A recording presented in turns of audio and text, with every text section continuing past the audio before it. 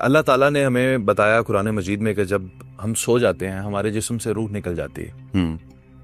तो इसका मतलब ये है कि रूह की तो रोजाना की प्रैक्टिस है जिस्म से निकलना और फिर वापस आ जाना। फिर एक कॉन्सेप्ट ये भी है कि हर चीज अपने कुल की तरफ जाती है। अगर मेरा जिस्म मट्टी से बना है तो कुल मट्टी है, रूह का ताल्लुक अल्लाह से है। मौत आएगी, रूह परवाज कर जाएगी अल्लाह की तरफ। जिस्म मेरा मट्टी है, मट्टी में मिल जाएगा। रूह को प्रैक्टिस है रोज जिस्म से निकलने की। तो उस दिन जो आखिरी दिन है उस दिन ये मुझे तकलीफ दे के क्यों जा रही है सर? दर्द क्यों हो रहा है मुझे? मैं नीला क्यों पढ़ रहा हूं? ये सर कॉन्सेप्ट क्या है? सबसे पहले हमें ये समझना होगा कि हमारी असलियत क्या है। क्या हम वो जिस्म जिसके आप मिट्टी से बना है वो है, या हम वो रूह है? हमारी रियलिटी क्या है? अब आसिफ कौन है?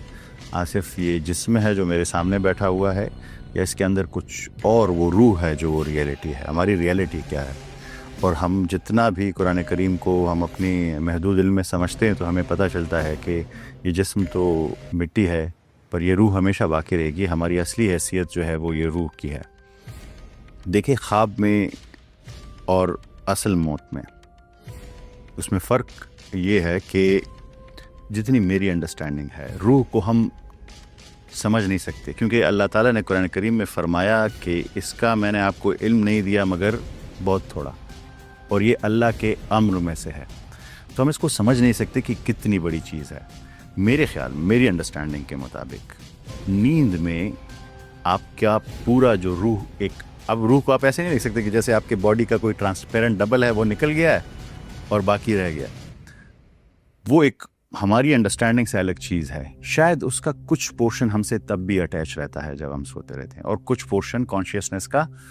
अब आप जो कह रहे हैं ना, कुरान करीम ने जो लफ्ज़ इस्तेमाल किया वो रूह नहीं इस्तेमाल किया, कि जब उन्होंने क्या इस्तेमाल किया? जान इस्तेमाल किया, कि हम सोते वक्त आपकी जान कब्ज कर लेते हैं। रूह और जान अलग चीज़ है। हाँ, तो अब मैं वो डिफरेंस यही कह रहा हूँ कि रूह शायद एक बड़ा है और जान उसका एक कंपोनेंट है। तो जो नींद के टाइम पे है उस कंपोनेंट का एक हिस्सा चला जाता है पर कुछ बाकी रहता है, और मौत के वक्त शायद वो मुकम्मल तौर पर फिर ट्रांसफ़र हो सकता है, अल्लाह आलम। लेकिन इसी के साथ कुरान मजीद में तो हमें यह भी बताया गया कि हर नफ्स को मौत का जायका चखना। हर नफ्स को मौत का जायका चखना। क्या रूह को तो नहीं कहा गया कि मौत का जायका चखना है? नफ्स को चखना है। इंसान को भी नहीं कहा। अब आपको ये भी पता होगा कि कुरान करीम ने नफ्स की 3 किस्में बयान की। जी, कुरान करीम में नफ्स की 3 किस्में बयान की। नफ्स अम्मारा, नफ्स लव्वामा और नफ्स मुतमईन। यानी वो ये आपकी जो ये पर्सनालिटी है, ये जो जिस्म और रूह मिलके जो पर्सनालिटी बनी है, तो इनमें से कोई एक शेप ले सकती है। नफ्स अम्मारा मतलब वो अपने दिल की मानता है, दिल जो चाहे वो करे, वट एवर यू लाइक। आपको पता है सिगमंड फ्राइड ने इसे एक्सप्लेन किया है एग्जैक्टली। उसने कहा कि पर्सनालिटी की 3 टाइप्स हैं, इड, ईगो और सुपर ईगो। इड कहते हैं प्लेजर प्रिंसिपल, मेरा दिल जो चाहे मैं करूं। इसलिए हज़रत यूसुफ अलैहिस्सलाम कहते हैं कि अगर मेरे साथ अल्लाह ताला की मदद ना होती तो नफ्स अम्मारा मुझे भी बुराई का हुक्म करता है। तो ये जो आपकी रूह और जिस्म से मिल के आइडेंटिटी बनी है, जो नफ्स है आपका, इसको मौत है। सोल आलम अम्र की चीज़ है, उसके लिए मौत नहीं है, उसके लिए टाइम ख़त्म नहीं होता। जो भी चीज़, 2 आलम है हमारे पास आसिफ साहब, एक आलम खल्क है और एक आलम अम्र है। आप कहें तो मैं थोड़ा सा इसे एक्सप्लेन ताकि लोग समझ सकें। देखिए, आलम खल्क क्या होता है? यहाँ पे चीज़ें काज एंड इफेक्ट की पाबंद है। यहाँ पे चीज़ें टाइम की पाबंद है। काज एंड इफेक्ट ये मतलब है कि आपने ये घड़ी पहनी है तो ये किसी चीज़ से बनी है। ये कोई चीज़, इसका रॉ मटेरियल ना हो तो ये नहीं बनेगा। आप हैं तो आपका एक टाइम है, टाइम के बाद आपकी ये बॉडी ख़त्म हो जाएगी। आलम खल्क में काज एंड इफेक्ट होता है, कोई चीज़ की वजह से दूसरी चीज़ बनती है और उसका एक टाइम फ्रेम होता है, उसके बाद वो ख़त्म हो जाती है। पर आलम अम्र जो है उसमें चीज़ें ख़त्म नहीं होती, वो हमेशा से हैं और हमेशा से रहेंगी, और वो है आपकी रूह। एक दफ़ा अल्लाह ने बना दी, फिर उसके लिए कोई ख़ात्मा नहीं, वो हमेशा ज़िंदा रहेगी। तो रूह जो है वो आलम अम्र की चीज़ है। नफ्स, ये जो आपकी यहाँ पे जो ये आजमाइश में डाला गया है, इस दुनिया में जो आपने नफ्स बना लिया है, चाहे आपने उसे नफ्स अम्मारा की शक्ल दी है। नफ्स लवामा क्या है? जो आपको हर वक्त बताते रहता है कि आसिफ साहब ये मत करें, गलत काम है, गलत काम है। आवाज़ आती है ना अंदर से एक, आपको हमेशा, जिसे हम ज़मीर भी कहते हैं, नफ्स लवामा। बिल्कुल। और एक फिर नफ्स मुतमइना है। आप अगर अपने आप के जो अंदर के जो जो जो डिज़ायर्स हैं उसे कंट्रोल कर लें तो आपके अंदर अमन आ जाता है, इत्मीनान आ जाता है, सुकून। तो आपका बनता है नफ्स मुतमइना, जिसके लिए ऐलान है, जिसके लिए तमाम इनामात है। इसकी रूट भी मोमिन के रूट से निकली, अम से, अलिफ मीम नून से। तो आप इस नफ्स को, ये जो आपका टाइम पीरियड है ये ख़त्म हो जाएगा, इसके लिए मौत है। ये जो कम्बिनेशन बना हुआ है आपके जिस्म और रूह का, इसने मरना है। रूह ने कभी नहीं मरना, रूह हमेशा जिंदा रहेगी। अच्छा सर, मेरी अंडरस्टैंडिंग के लिए ये भी बता दीजिएगा, एक इस फिजिकल बीइंग के साथ कितनी स्पिरिचुअल बीइंग्स हैं? रूह भी है, नफ्स भी है, फरिश्ते भी एक दाएं पे हैं एक बाएं पे हैं, तो टोटल तादाद में कितनी स्पिरिचुअल बीइंग्स जो हैं वो मेरे साथ हैं इस अकेली फिजिकल बीइंग के साथ? देखें, आपने किरामन कातिबीन की बात की, जो आपके तमाम अमाल नोट करता रहता है। आपकी प्रोटेक्शन के लिए फरिश्ते हैं जो आपको प्रोटेक्ट करते हैं। देखें, कुरान करीम की एक आयत, किस चीज़ से सर प्रोटेक्ट कर? मैं अभी आपको बता दूँ। कुरान करीम में एक आयत है, वमा काना लिनफ्सिन अन तमूतु इल्ला बिइज़्निल्लाह। अगर कोई चाहे कि मर जाए तो नहीं मर सकता, लेकिन लिखा हुआ है एक किताब में, किताब मुअज्जला में। ये कुरान करीम की आयत है। तो आपको ऐसे ले लें कि आपको एक टाइम फ्रेम दिया गया है, आपको एक घड़ी दी गई है।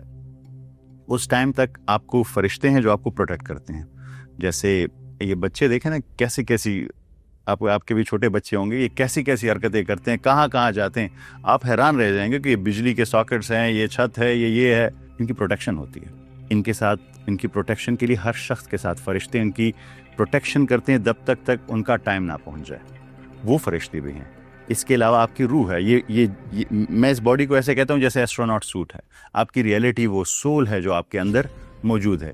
अगर मैं आसिफ साहब को मरीख पे भेजूँ तो उनको एक एस्ट्रोनॉट सूट दूंगा जो उसके एनवायरनमेंट के मुताबिक वहाँ पे काम कर सके। वैसे ही हमें यहाँ ये सूट दिया गया है। तो जो हमारी रियलिटी है वो स्पिरिचुअल बीइंग भी हमारे साथ है, और हमारे साथ करीन भी है। करीन तो आदाद में सर ये कितने हो गए? अब फरिश्ते कितने प्रोटेक्शन में हैं अल्लाह आलम। 2 फरिश्ते ये हो गए, 1-2 करीन ले लें, रूह हो गई।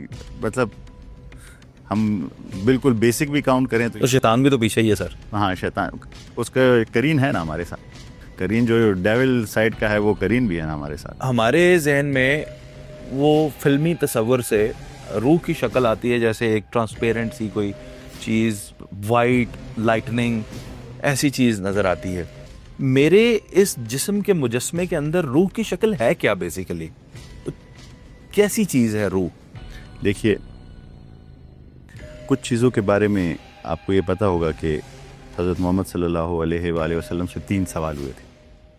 और वो 3 सवाल क्या थे कि अगर इस दौर के तमाम टॉप के साइंटिस्ट, फिलोसफर इकट्ठे होकर कोई 3 सवाल उठाएं जो बड़े टफ हों, वो उस टाइम का मामला था कि उस टाइम के जितने भी नॉन मुस्लिम सबसे बड़े फिलोसफर थे, स्कॉलर्स थे, उन्होंने कहा कि सबसे टफेस्ट क्वेश्चन उठाया। उसमें से एक सवाल था, एक था असहाब काफ के बारे में, एक हज़रत ज़ुल्करनैन के बारे में, और एक रूह के बारे में। तो अल्लाह ताला ने जवाब में कहा कि रूह अल्लाह का अम्र है और इसके बारे में आपको इल्म नहीं दिया गया मगर बहुत थोड़ा। तो अगर हम इस पे एजम्पशंस करें वो भी ठीक नहीं होगा।